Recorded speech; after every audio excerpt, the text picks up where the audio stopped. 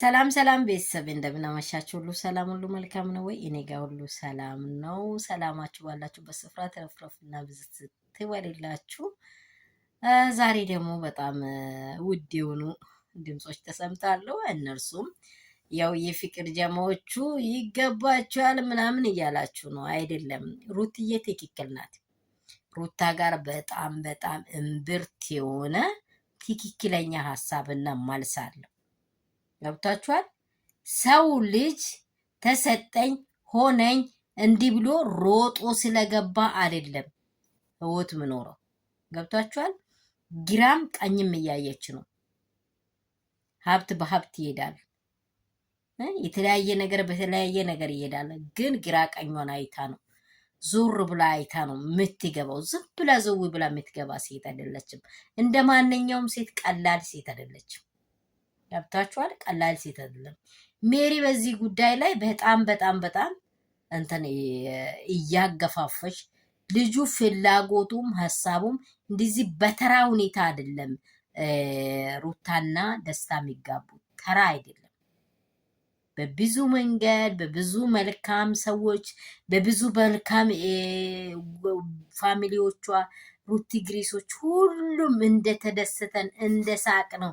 በሳቅ የሚሆን ነው እንጂ ናግባ በቃ ካልገባች ተብሎ አይደለም። ገብታችኋል? እዚህ ውስጥ ምንን ታዝቤያለሁ?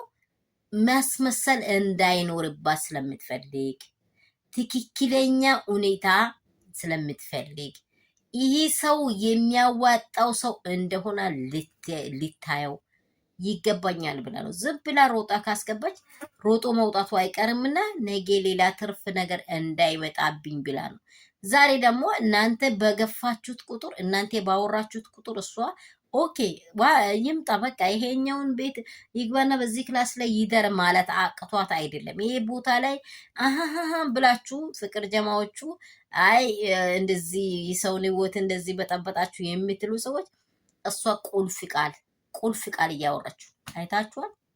በደንብ መላልሳችሁ ቪዲዮውን ሲታዩት ከእሷ ጋር ያለው ነገር ቁልፍ ቃል ነው። ውሳኔ የሚባል ውሳኔ ያላት ሴት የትም ቦታ ተፈላጊ ናት። እንደነገርኳችሁ ጀግና ሩትዬ፣ አንቺ መቼም ቢሆን የኛ ወርቅ ነሽ። በእውነት ለተገኘው ነገር ማትሮጪ፣ ለተገኘው ነገር በቃ አንዳንድ ጊዜ በግራ ሁላችሁም ሰምታችሁ በቀኝ እንትን የምታደርጉት በቀኝ ሰምታችሁ በግራ የምታፍሱት ነገር አለ አይደለ?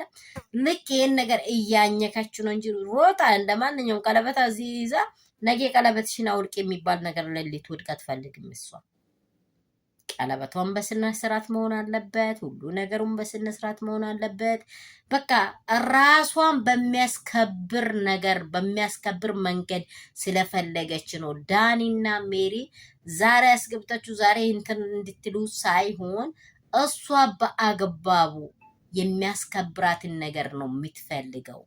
ስለዚህ ሩትዬ የኛ ጀግና ሀሳብሽን ደግፍሻለሁ።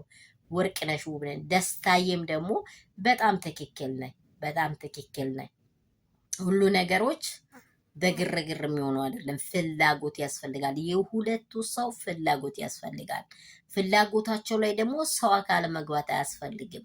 ስለዚህ ነው ሩታ አትፈልገውም፣ ደስታም እንደዚህ ሳይወደው ነው የምትሉ ሰዎች ምንም እዚህ ውስጥ የምታገኙት ነገር የለም። ሩታ እውነታዋን ይዛ ነው። ጎበዝና ጀንተል የሆነች ውዳችን ናት፣ እንቋችን ናት።